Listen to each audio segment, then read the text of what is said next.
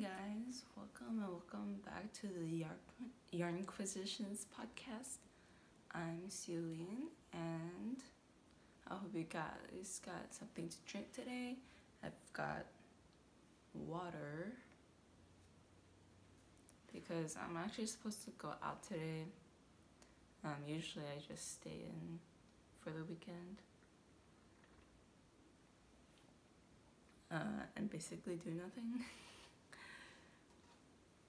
But yeah, I'm doing some stuff today, and I got my hair and pigtails, braided pigtails, because why not? It's been a long time since I've actually done my hair. So yeah, just wanted a different vibe. And today I'm wearing the Lotus Genser. Obviously I haven't blocked or anything, as usual with my other sweaters as well. And I'm wearing it with my shorts. They're like ripstop shorts, so they're like really loud and but it's not as loud as like windbreakers, but yeah. They're actually supposed to be for like climbing and stuff, but I don't climb. I just like the pattern and the material. So yeah, they're like my hiking shorts, except I haven't gone hiking. Maybe I will today though. So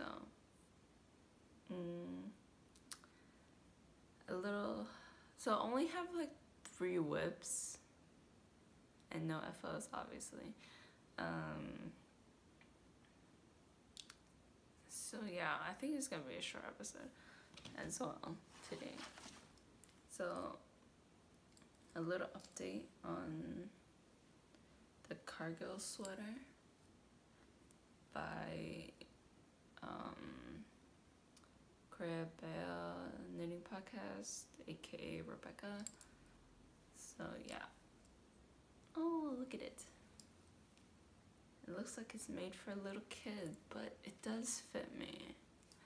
Because when I block it out, I have to stretch it a little bit because it's too scrunched in. And I'm quite a tight knitter. Like a little tighter than most people, I think. But there's a lot of people in the test knit group that are way tighter than my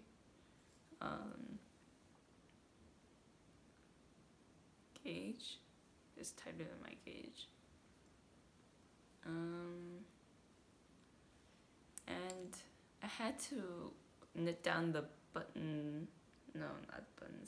the neckband twice, because the first time I did it, I couldn't fit it over my head because it was too tight. Because I did what I usually did for this and knit down every single stitch, but then because it didn't stretch at all, I had to redo it. So I did the petite knit method, which is knit down every knit stitch and then purl and bind off every purl stitch. Does that make sense? So you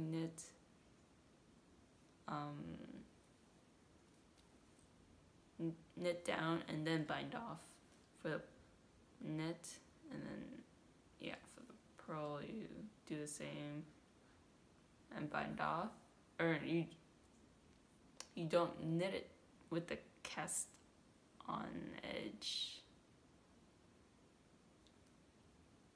for the neckline. Oh my gosh, there's so many like terms, but I think you guys know what I mean. So I only finished the ball for the body. And then I did the neck edge, or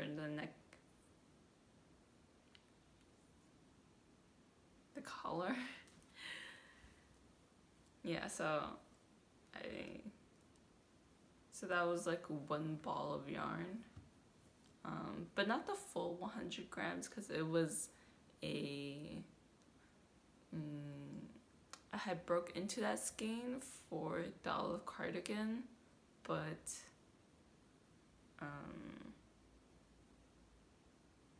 I didn't use half of it, if you know what I mean. So it's like 3/4 worth of yarn, so like 75 grams ish. So yeah, I knit down to the body, and that's 75 grams, and then I used a different ball to do the collar, and then I started on the sleeve. It is quite hard to do the sleeve because the circumference is kind of tight, and I like can barely put it on 16-inch cables, and I can't work on it for too long. I mean, I worked 7 repeats, or almost 7 repeats, and then my like fingers start hurting because I was like pinching the needle like way too hard, because I have to maneuver it, and there's lots of resistance because it's just really tight. And I'm using the clear swivel cords, and I find that because the circumference is so tight, like the yarn catches on this joint right here where the clear cable meets the metal swivel part, and also it like kind of loosened up, so it can like go up and down. I don't know if you can see that.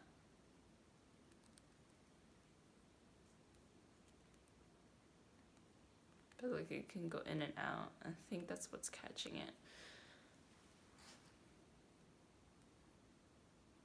Yeah, on both ends of the swivel cord.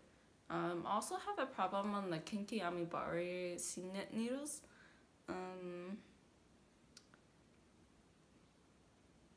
But it's less annoying on the C-knit needles, or less noticeable.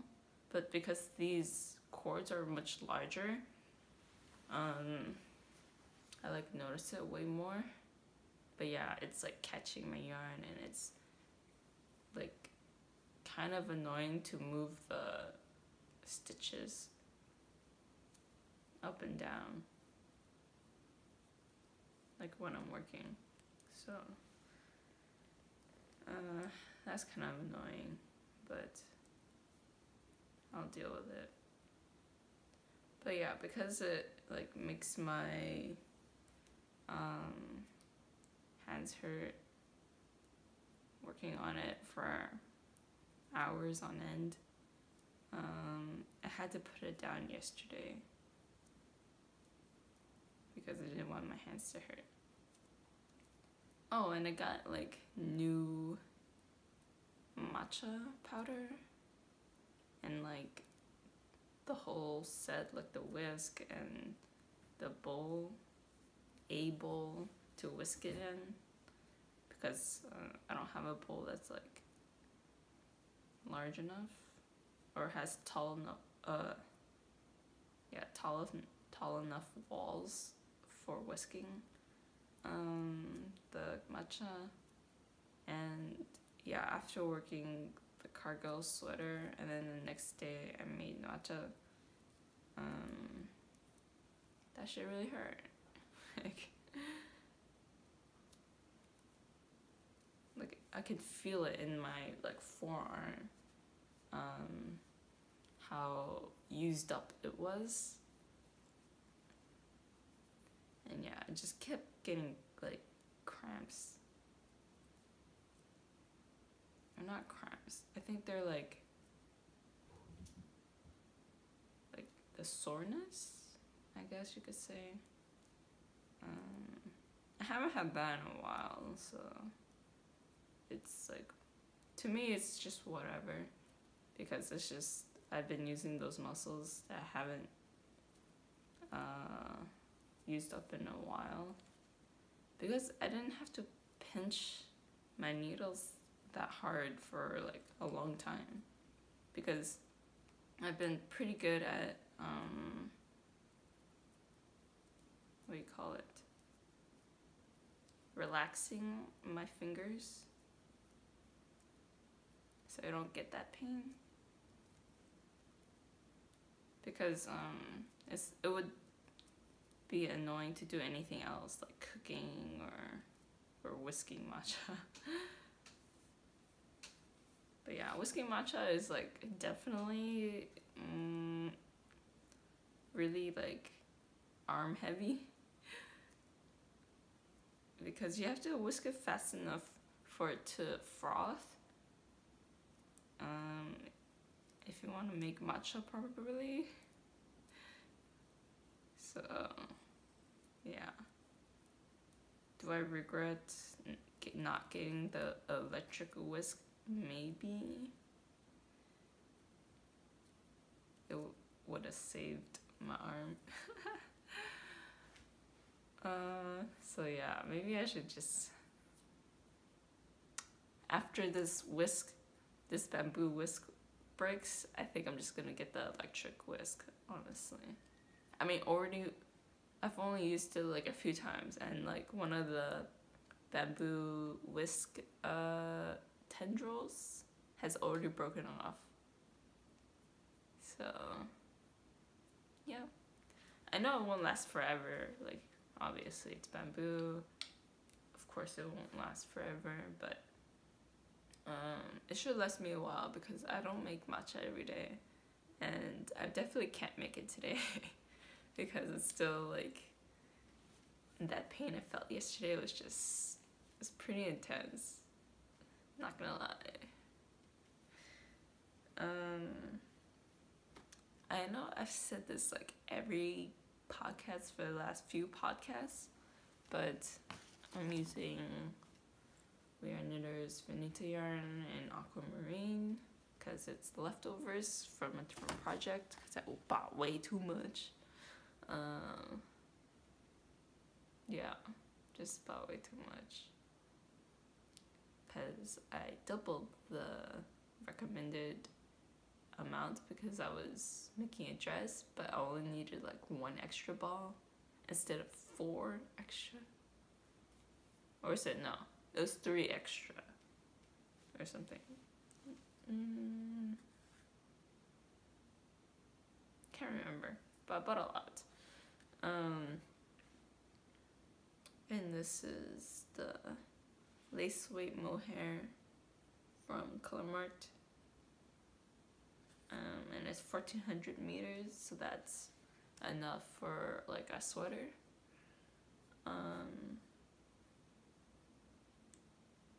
And depending on sweater, and then some. So yeah. And this is 150 grams, so equivalent to 6 skeins of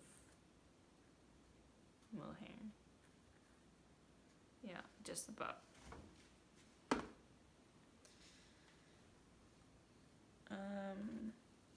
Okay, I gotta move on to the next project. But yeah, that's my update for the cargill sweater. After I finish both sleeves, I'll work on the body again.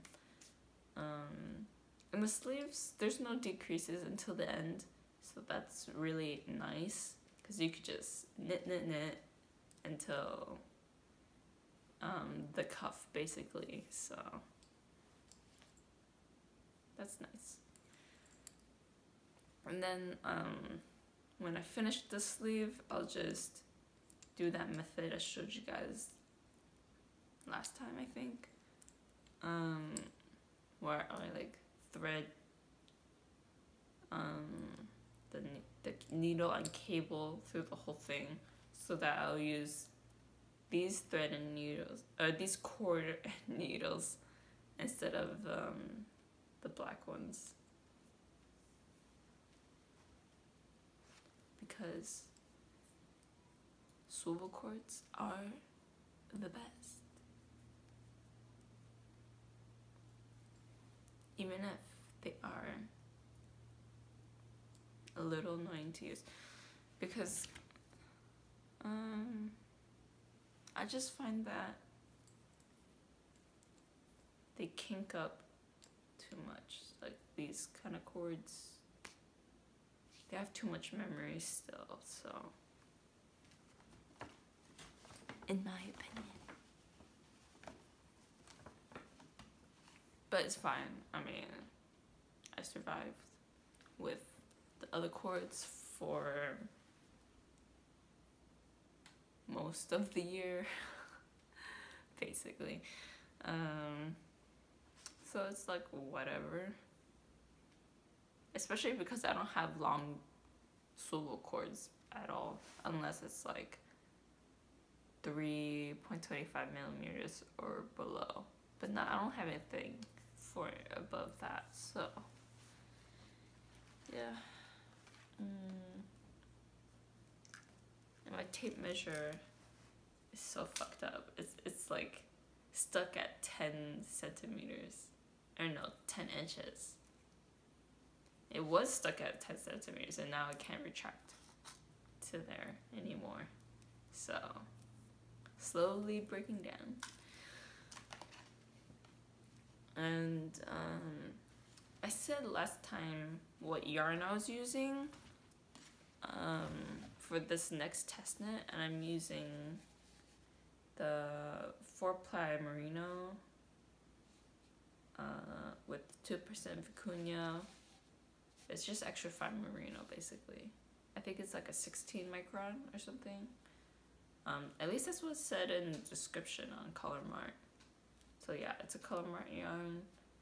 I have a lot of this, so I can hold double. And yeah, because this is like a sport / light decay weight project. So I got the elastic in. The elastic was pretty hard to put in.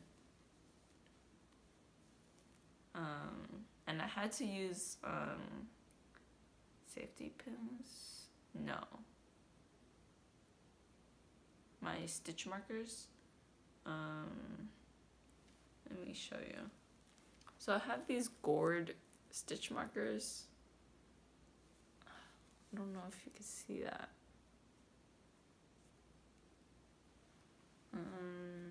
Maybe it's a better one to show you the black one. So yeah, I have these stitch markers, and they have like a gourd shape at the bottom. So I just attached both sides of the, like the cast on edge with the working edge, so that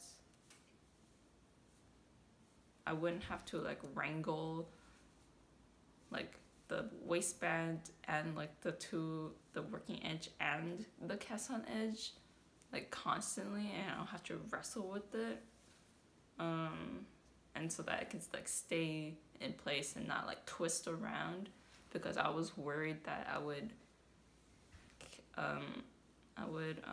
close the edge, twist it, like I don't know, or twist the waistband. That's the thing that I was like really concerned about, because I don't want to twist the waistband. I already have a twisted waistband in one of my shorts already that like I bought from like H&M, I think.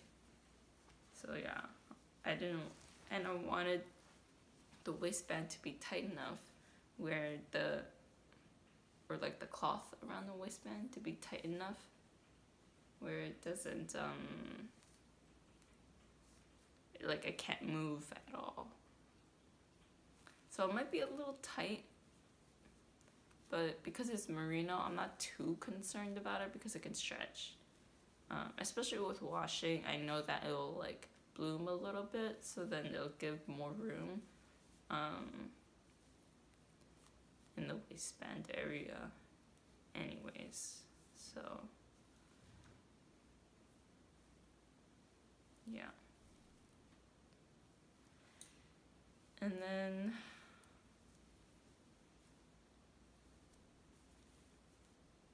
there's short rows as well in this skirt, but the short rows are in the back, and the back is where the beginning of round is.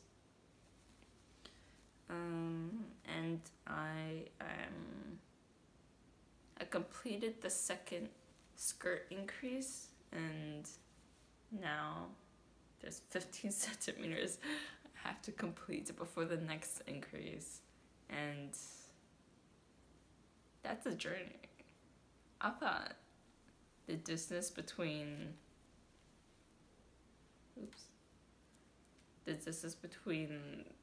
this first increase to the second increase was like a lot. Or like, yeah, I thought that was a lot, but now this one, I didn't realize that it was so much centimeters until the next increase. I'm like, wow, that's a lot.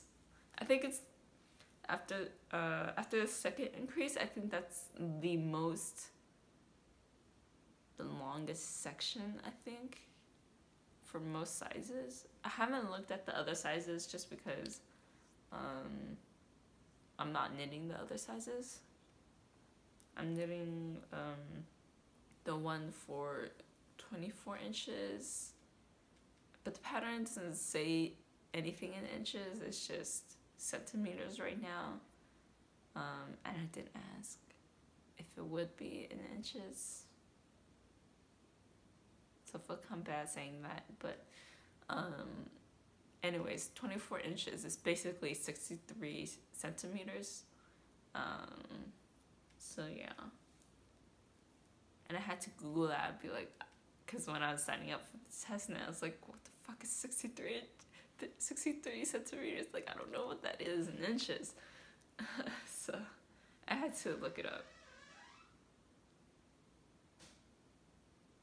Okay, my cat, if you heard that, my cat just closed the door to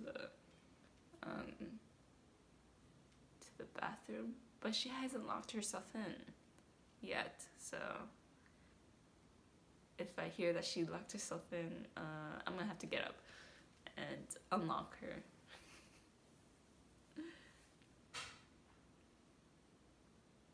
Okay, I think she did, so real quick.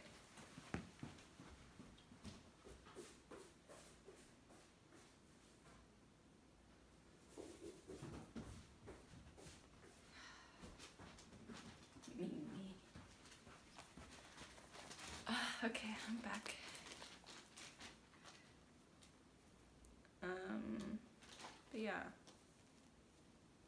this is my progress. I think I basically only had the swatch last time. Okay, please excuse my cat. She's going crazy. She's just running around everywhere. But yeah, slowly but surely working up to be a nice skirt.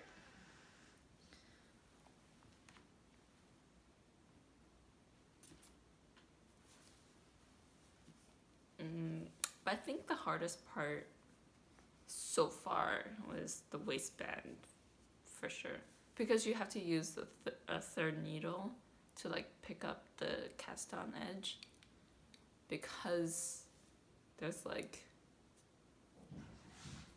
very little distance or give. I don't know if that's the right word. but it's just hard to pick up with 2 needles. So use a spare needle to pick up the edge for any like waistband at all.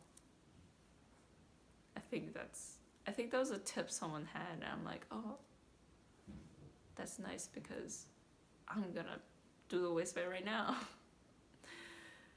So yeah, they gave that tip in the nick of time. Am I saying too much? I don't know.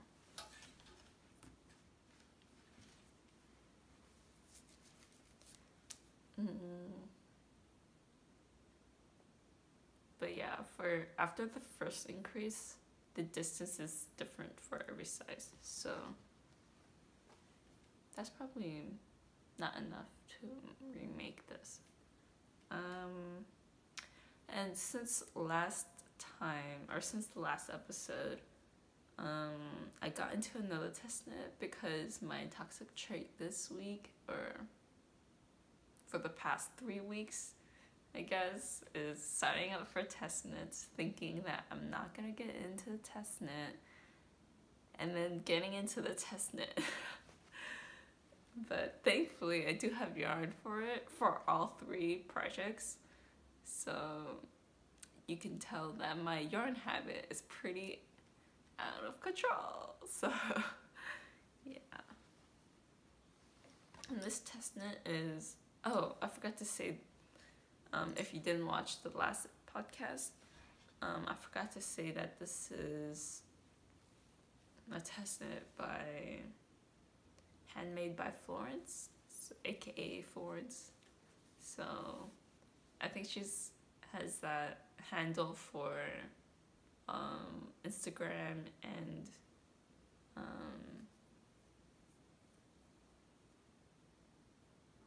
YouTube. She has a YouTube, but yeah, she only has a few episodes, but she just recently posted another episode. So yeah, if you don't watch her, you can go ahead and watch her now.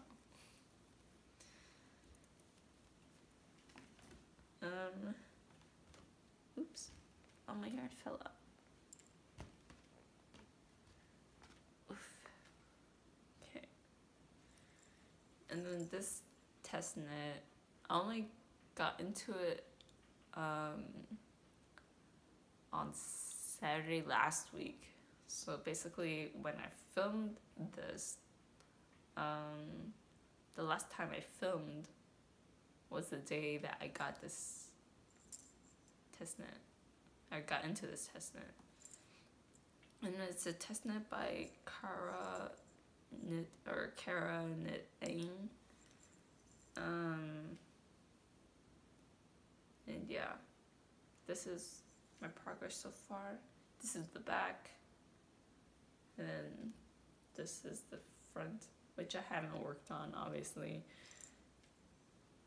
But yeah, it's the To Be So Lonely sweater. And she has a video out on her process in making this, the first prototype for the sweater. I think she labeled it like remaking the Harry Styles sweater, I think. Maybe that's the title. But yeah. And I just really, really liked the pattern for it, and that's why I signed up for it. Coincidentally, I was like, oh, does she have like a test call out? I looked through her Instagram, and I was like, she doesn't have a test call on the grid. So I checked her stories, and and then it said that it was the last day for the test call on that Friday. So your girl signed up anyways.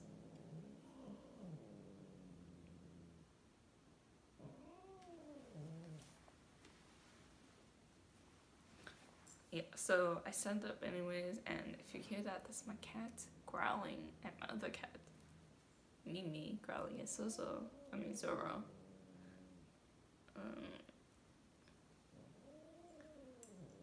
And it's distracting me, like, a lot.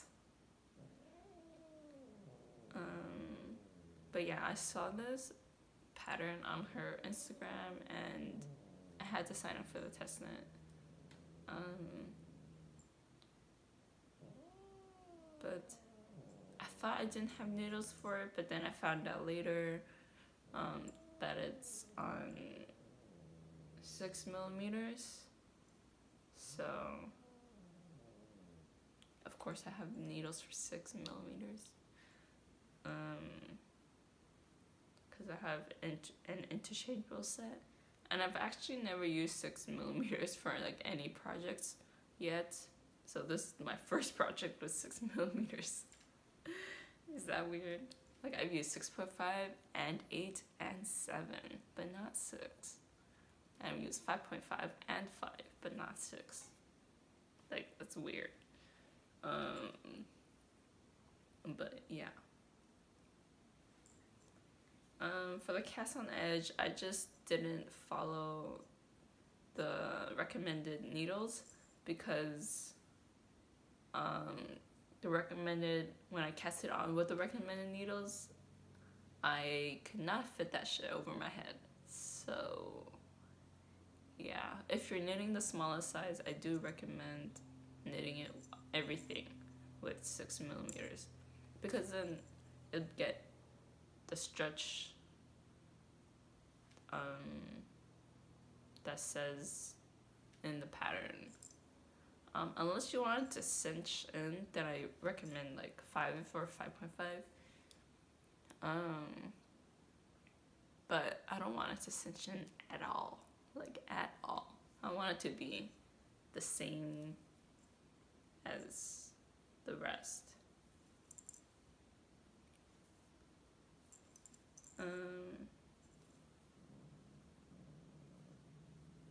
Well, I find that the lace pattern does stretch quite a bit more than the ribbing, so that's why I do recommend the 6mm for everything. And yeah, and it's my first time holding triple for all 3 mohair. I did hold triple once before, like for the olive cardigan, but this time it's all mohair. And instead of using 3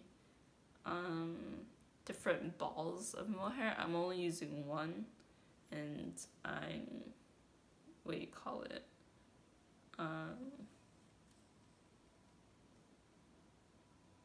Like chaining it, kind of. But it's so long every time because I just don't want to do it over and over again. So I followed this tip because I found it on like tiffknit's website, and then she, like, that day that I was looking through it, all of the videos on her website, she like redid all the videos, so then you can't see it anymore, but still on YouTube. It's by Kimmy Muncomb. I have really hard time saying that last name, but it's on YouTube, and it's called like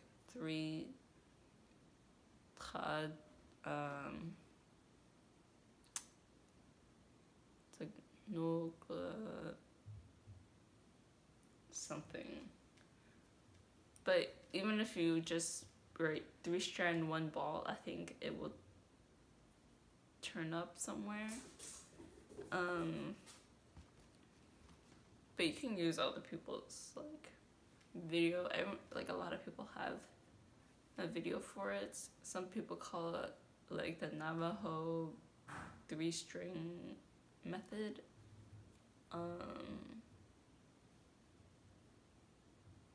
But that's like really different, or it's slightly different from the starting point for this one, or But yeah, and it's like a video, a tip video from like 3 years ago, and it does use mohair in that video, so that's why I'm using that method. I can't show you because I have like so much yarn to the end. I can only show you when I reach the end. Maybe I could use something else.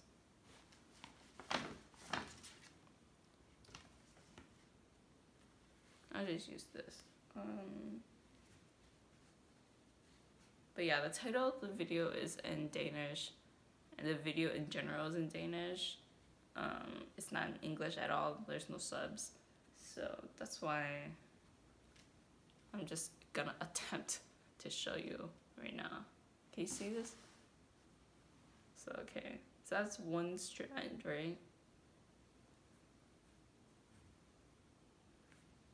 And pretend this part is the end of your yarn, right? And then you double it. Okay, you double it. And then you triple, right? And then you have this loop on the end. And when you have this loop, you can,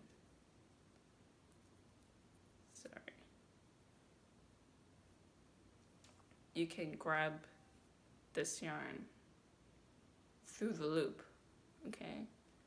And that will create 3 strands. Or this is already 3 strands, right?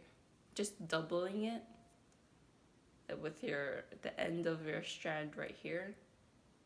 Okay, you double that, and you have 3 because there's 1 that has to go back. And then to continue it, you just pull the working strand through the loop of the previous 2 strands, right?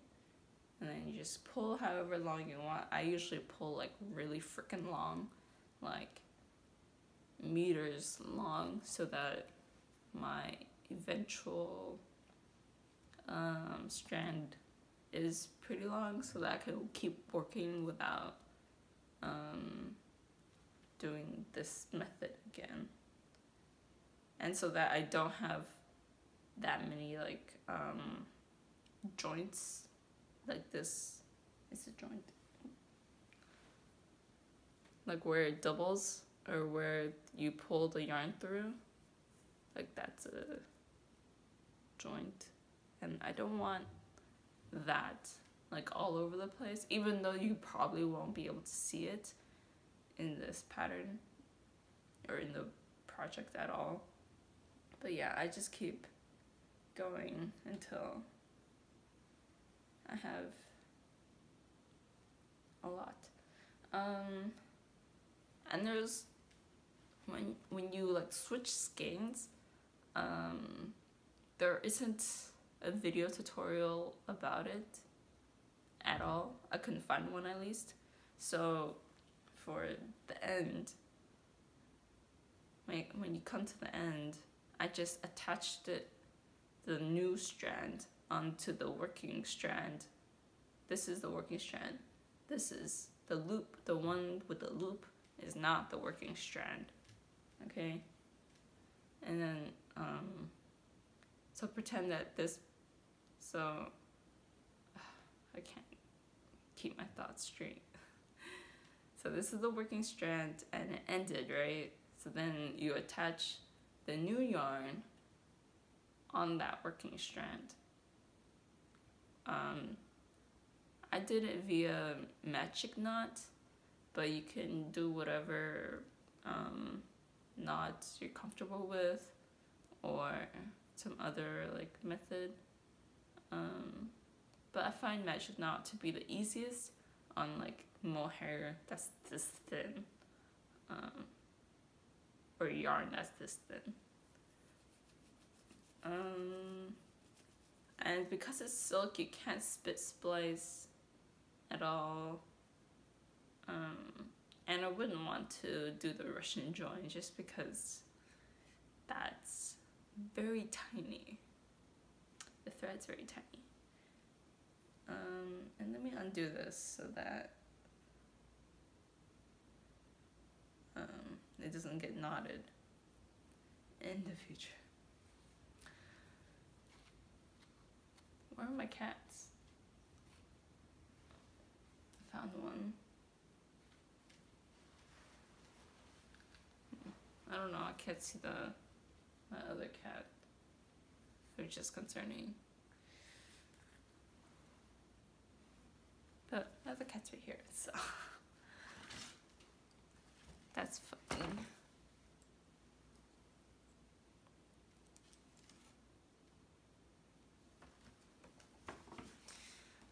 And also I noticed in the last episode, in the beginning, that there was like a fan noise and it was super loud.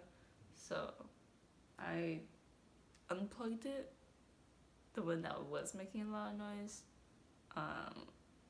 So hopefully the audio is better and not so like the background. There's no, I can't speak.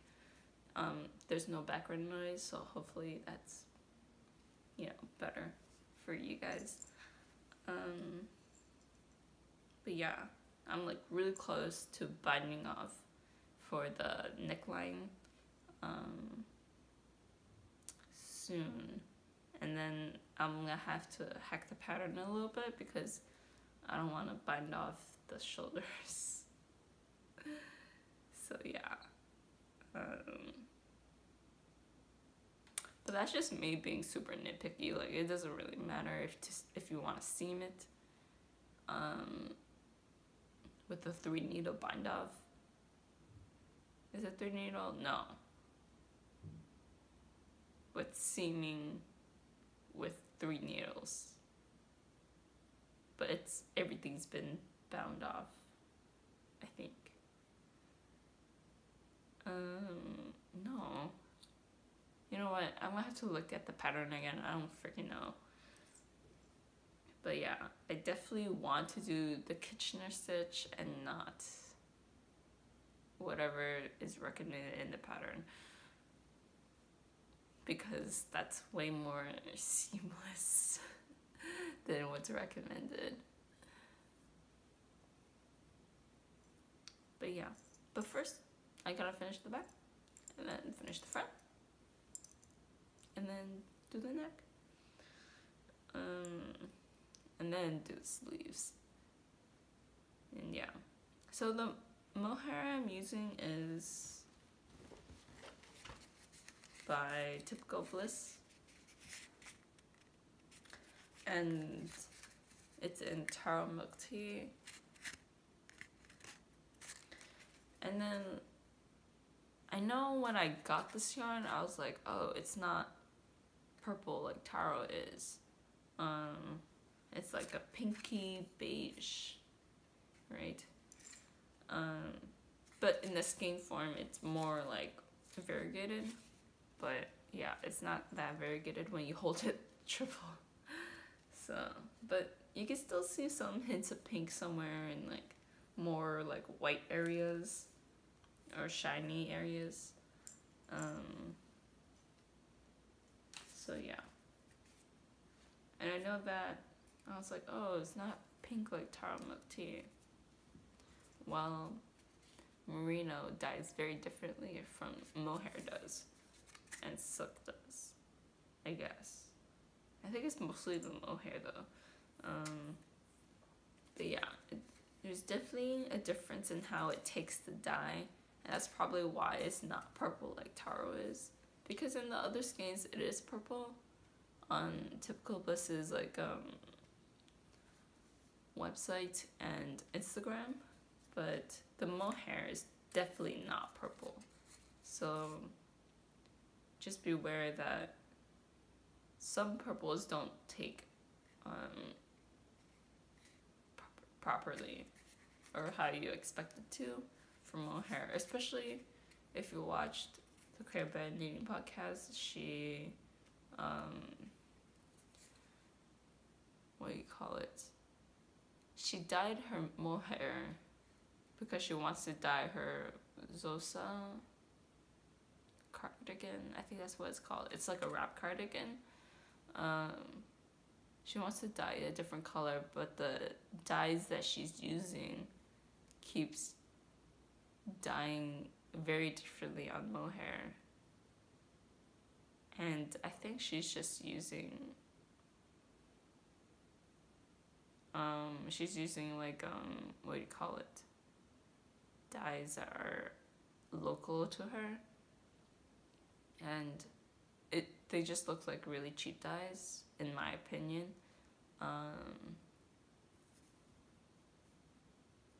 But who knows? Because, or maybe it's not meant to be for animal fibers. Because there are some dyes that are meant to be just for cotton. But yeah. But usually acid reactive dyes are the same for like cotton, animal fibers and things like that, but I don't know. Who knows? But yeah, and this mohair feels much drier, just like the colourmart mohair, and I find that Keifa mohair is not as dry as hand dyed, or like probably because they had to wash it and then they just dried it and then didn't put any like conditioner or anything like that. That could be why.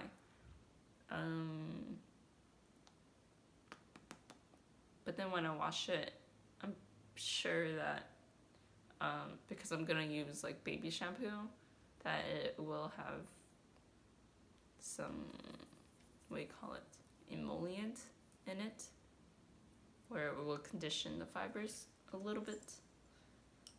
So yeah, that's what I'm hoping for, at least.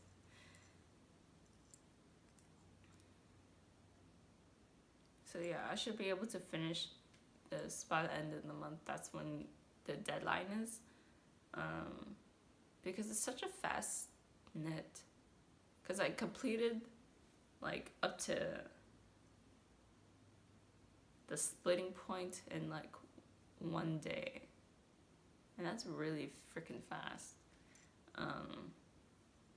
And I wasn't even working that fast, so definitely you can finish this whole sweater in probably like a week.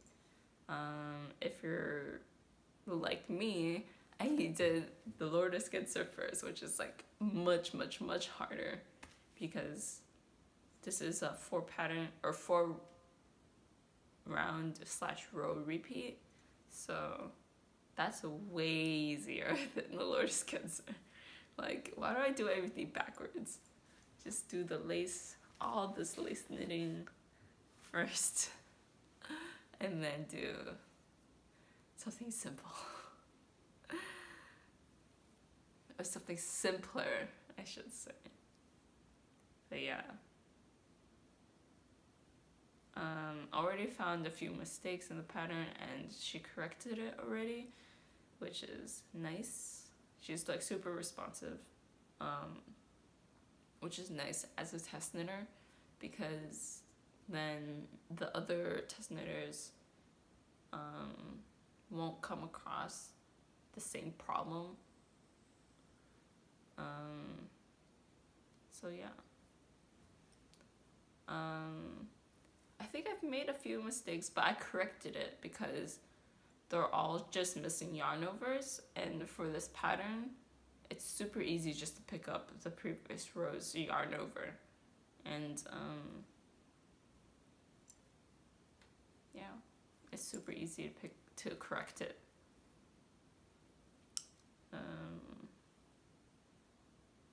But yeah, I don't know if she will have a video about correcting this pattern, because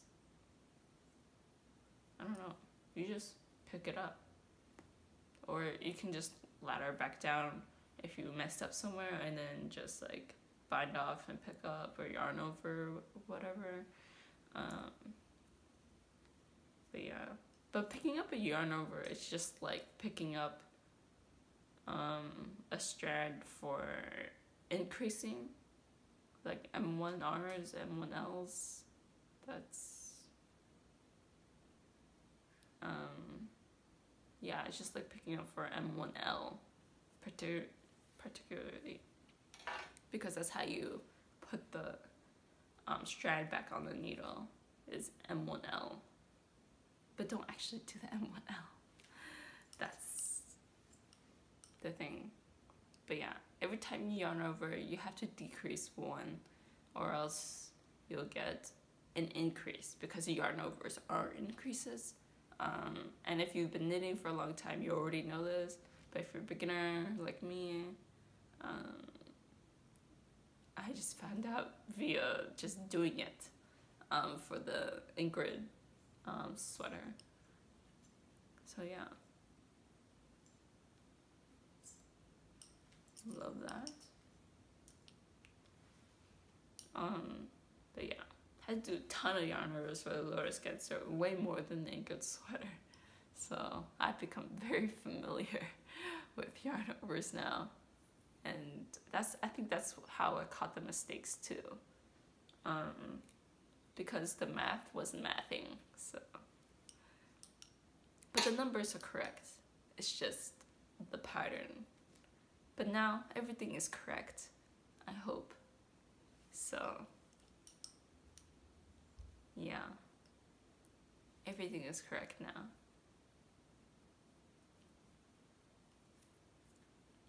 Because the sleeves you just pick up and then you knit. Because you pick up the sleeves in pattern.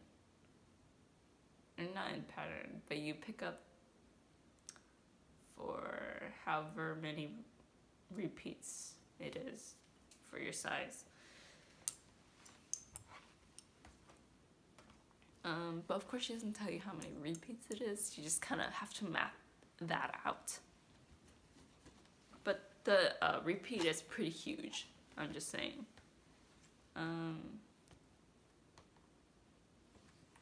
Because I think the repeat is like 4 inches or something. 4 or 5 inches.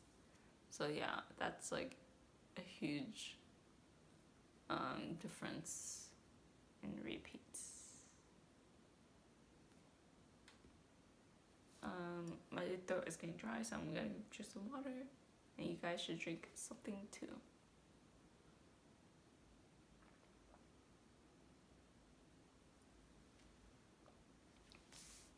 So yeah, those are my 3 whips I've been working on this week. It feels like a long week because I've been working on something different every day. Yeah. Oh, and I did like a huge mistake with the skirt yesterday because I was switching cables because there was becoming too many stitches on my 24-inch cable. So I switched to my 32-inch cables, I think. And I like pulled off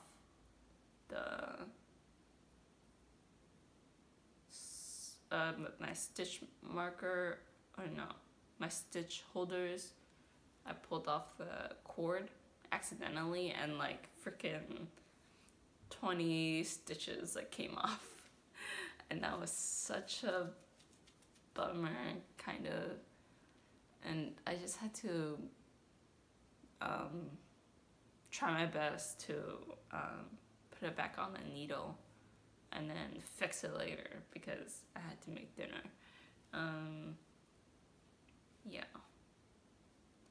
And then as I knit, I just like fixed the loops, and some of them had to, or like came off the needle, and I didn't catch it, so I had to ladder back up.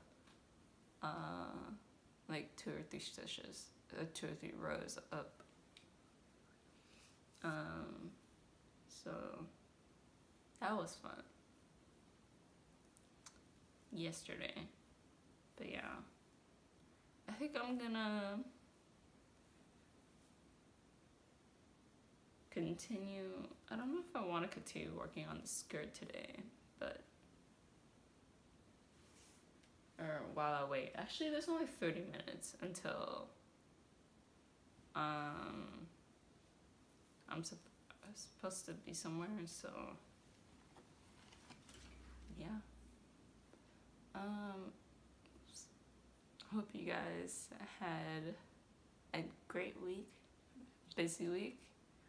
I know a lot of people had busy weeks this month. And hope you guys have a great time knitting on your projects. Yeah, and this is the max amount of test knits I can do at one time is 3. Or else I just freak out, you know. I'm already like kind of stressing about it, but yeah, they're all like kind of easy projects. It just requires a lot of knitting. So yeah, hope you guys have a great week. Or yeah, I'm so bad at signing out and stuff. Okay, well, yeah, I'll see you guys next week, hopefully, if I can film. So yeah, bye.